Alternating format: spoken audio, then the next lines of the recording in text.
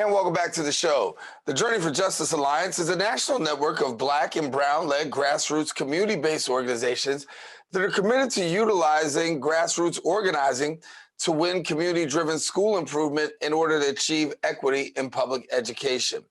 The network launched in 2012 in response to the growing problem of school privatization, with issues of starvation in neighborhood schools, school closings, charter and contract school expansion impacting cities across the United States. Now, J4J has member organizations in over 30 cities across the country. And joining us now to share their point of view on this matter, I'm joined by the National Director of the Journey for Justice Alliance, Jitu Brown. And Jitu, good to have you. Thank you, brother. I appreciate you having me. Hey, thank you. And when we talk a little bit about the school system, obviously it is a social justice issue. Talk to us about how you envision or how you see the school system and the correlation between the school system and social justice.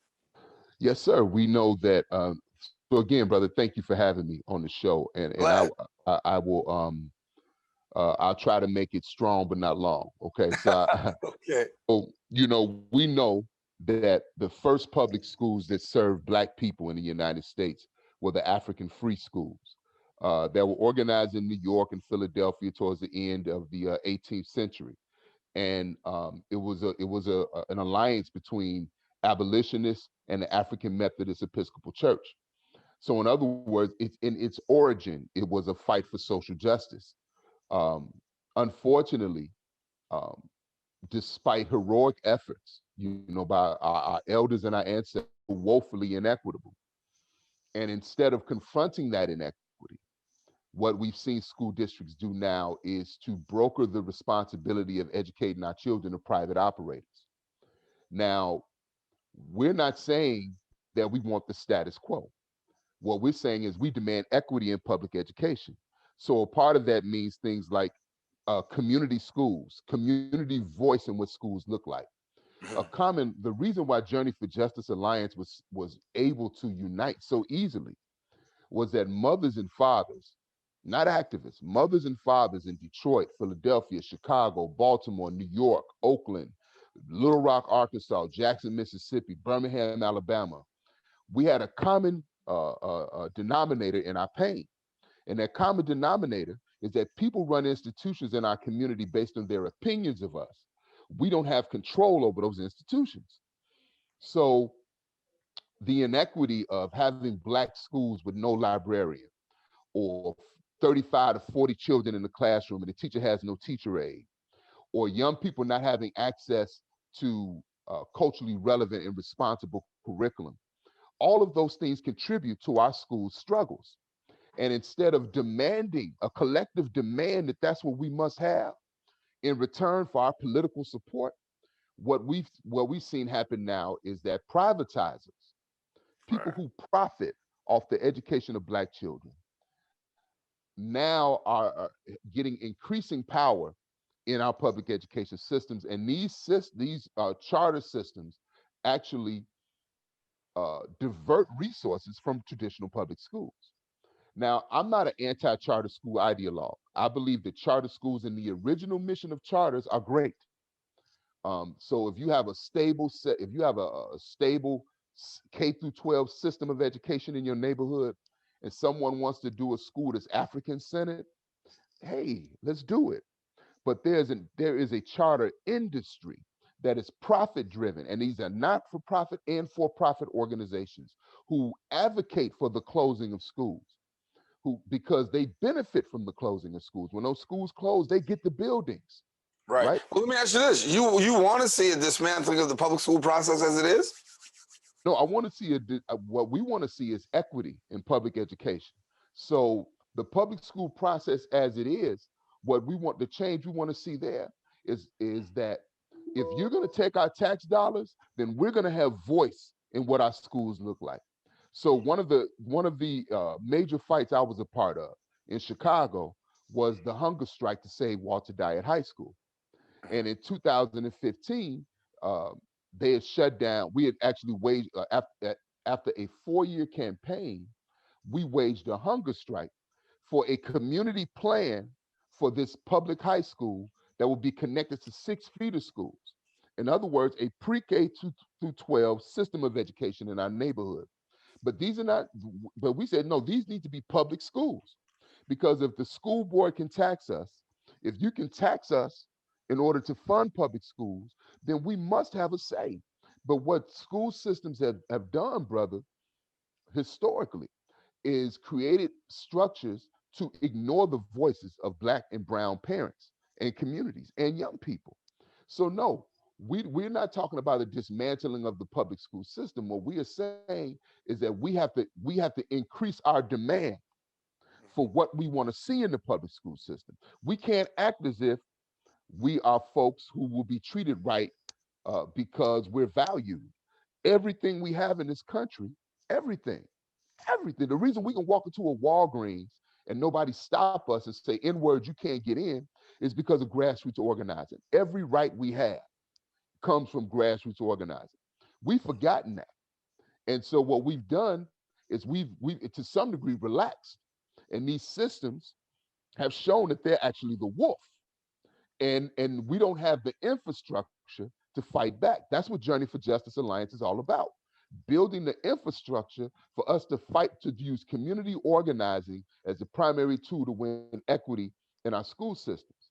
Now, in regards to the charter industry, we do believe that the charter industry needs to be dismantled because, understand this point, every city where the charter industry has taken root, every city, the Black population has diminished. So the charter industry has been used in alignment with school closings as an instrument for privatization, in alignment with school closings and the loss of affordable housing as an instrument to purge Black people from urban landscapes. Chicago, in the year 2000, we were 53% of the population. Today, we're 31%. 20 years. So, so So, that's my point. yeah, no, let me get into on the question of that because when you talk about long systemic racism, you talk about systemic classism. These are issues that we've been talking about for a minute. How do we achieve the level of equity that's needed for us to be able to pivot in that positive direction right now? Absolutely. I think that one of the powers we have is the power of the vote. Now, this is one of the powers. And one of the things that we've tended to do is we've given our allegiance to the Democratic Party without a demand. I am not a fan of Donald Trump, but one thing that man says that is true is that most ghettos in the United States are governed by who? By Democrats. Mm-hmm. We've given them our vote, but what they've given us back is the hood. They've given us liquor stores on every corner, right? They've given us beauty supply houses and fried chicken places when that was not always our reality. Brother, I'm 54. I'm from the south side of Chicago. I remember a time when the person that owned the gas station was my father's friend. He looked just like my dad. I remember a time when there was not an Arab ran liquor store on the corner of every block. But what was on the corner was a white hand pantry ran by a man that looked like me. I remember that. Our children today don't have that memory. So what we think needs to happen is we need to stop organizing in our silos because that is also a result of conditioning. Because racism does not just express itself through education, it expresses itself through housing, through healthcare, through food production and delivery systems, through safety, right? And Mm-hmm. so we believe that we have to advance our struggle forward by developing a quality of life agenda that we demand that Democrats support. And then organizing groups, people that have a base, people that have members, unite around that agenda, and we heighten our demand of those people who have taken our votes for granted. And that demand can be expressed locally, that demand can be expressed at the national level. And so we believe that that's an important next step.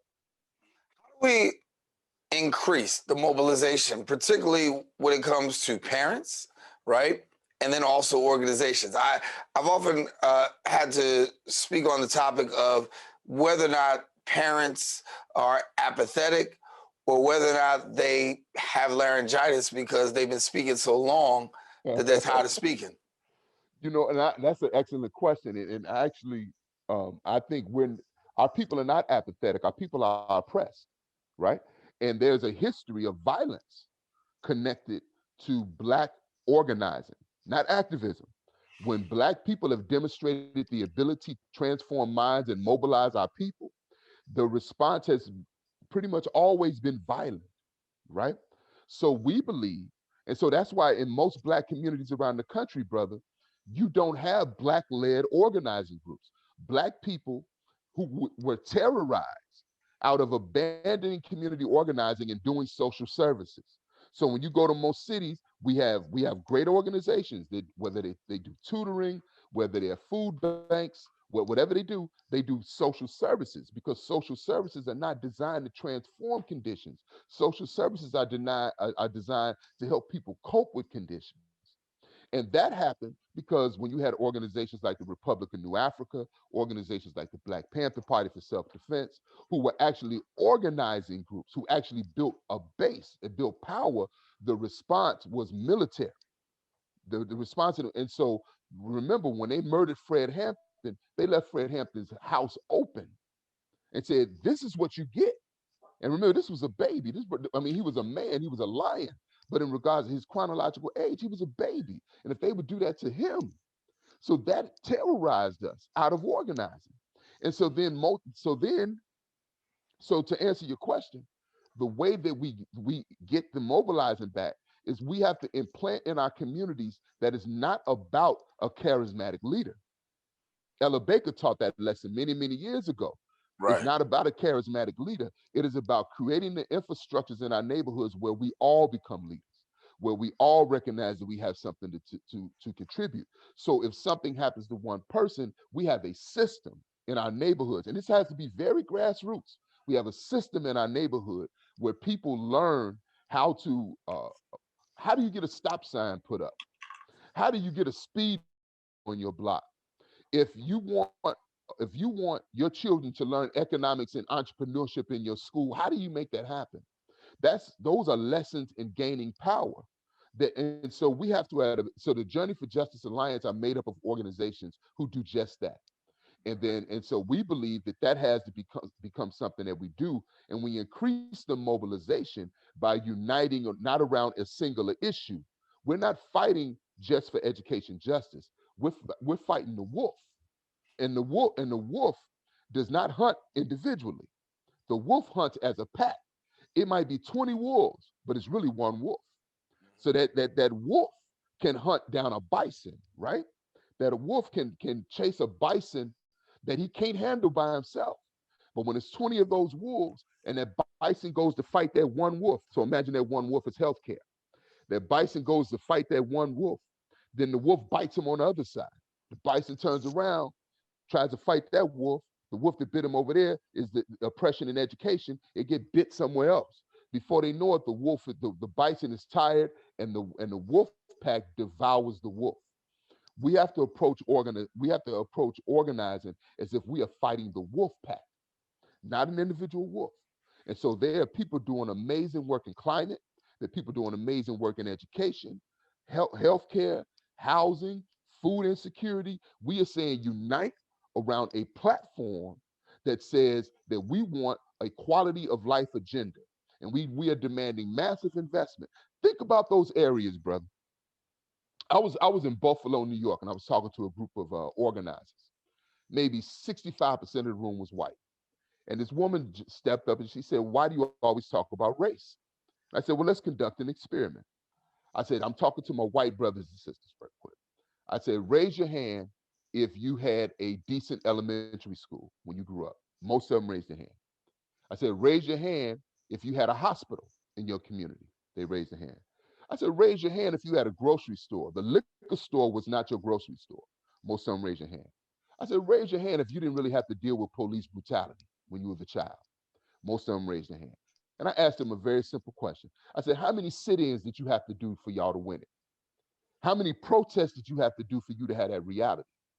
And they looked at me, and the Black people in the room jumped up because we know that everything that most Americans take for granted, we must fight, claw, and scratch to get. And that's the sabotage. So we have to struggle at that same level. That's the view of the Journey for Justice Alliance. Yeah. So Jitu, let me ask the question about people who want to get connected. We got a few minutes left, but if somebody wants to get connected to the work that you're doing, how can they get connected to the work that you're doing and be a part of your organization? Yes, sir. We are a membership-based organization. People can support us by going to our website, www.j, the number 4jalliance.com. Our phone number is 773-548-7500. Our email is info@j4jalliance.com. You can follow us at Twitter at j4j_USA, and you can also follow us on Facebook. So we welcome any inquiries, people that are having difficulties in their cities, organizations that want to get in the fight for education and racial justice. We welcome you. So absolutely. So we want people to get connected to the work that you guys are doing. Talk to us about, before we go, some things that you got coming up in the future and things that people can look out for. Yes, sir. So we have a survey that's going around the country called Grassroots Voices for Public Education. This survey, what we're doing with this survey is we're just getting people's views on what they want to see in their schools. And we'll be putting that into a report in partnership with Data for Black Lives. And we'll be presenting that to the Biden administration. On May 17th and 18th, we will be having a mass mobilization, thousands of people. We saying mask up and turn out, right? Called Equity or Else, towards a quality of life agenda. And that will be May 17th and 18th at Black Lives Matter Square in Washington, D.C. And so we're excited about that. We believe that this will be a historic event because we are, again, advancing our struggle to say that we must fight the wolf pack, not the individual wolf. I'm going to use that somewhere else. That wolf pack thing is real. Yes, sir. Yeah. I mean, brother, if you've been on the street as long as I have, I mean, I'm 54 years old, a former football player, but I've been an organizer most of my adult life since I've been 25. And you see it over and over again. Good people lose faith because you fight in the system, but it's almost like throwing rocks at tanks. So the question becomes, how do we organize in a way that allows us a clear vision to see the adversary that we're fighting, but also to support each other and to have longevity, a cohort of folks. And we think that way. We think about, how do you build, when I talked about the question of leadership development, how do you build competent, accountable, trustworthy leadership from the grassroots? So I come from my learning comes from Chicago's oldest Black-led grassroots community organization called the Kenwood Oakland Community Organization. I started there as a volunteer when I was 25, eventually became a board member, board president, eventually became the education organizer. Now I'm the director of a national organization. We also have a former staff member who's leading community organizing training all over the United States. Another brother who just became president of the We Boat Foundation of Chicago, philanthropy. Another brother who took over the community organization that Barack Obama started called the Virginia Burns Hope Center. And one sister who was a parent leader who's now the alderwoman of the 20th Ward. So we have a grassroots system to develop competent, trustworthy, and accountable Black leadership. And we believe we need that in our movements. We need that movement wide. So that's where that perspective comes from. I hear you. Well, Jitu Brown, we want to thank you for joining us here on the Social Justice Forum, putting some things in proper perspective for us. Thank you for joining us, and we'll definitely have to have you back. I appreciate it, brother. Please, my Zoom is always open. I think that's all of us right now. Our Yes, Zoom sir. is always open. All right. Always open. Thank you, bro, Jitu. Peace to you, brother. Peace.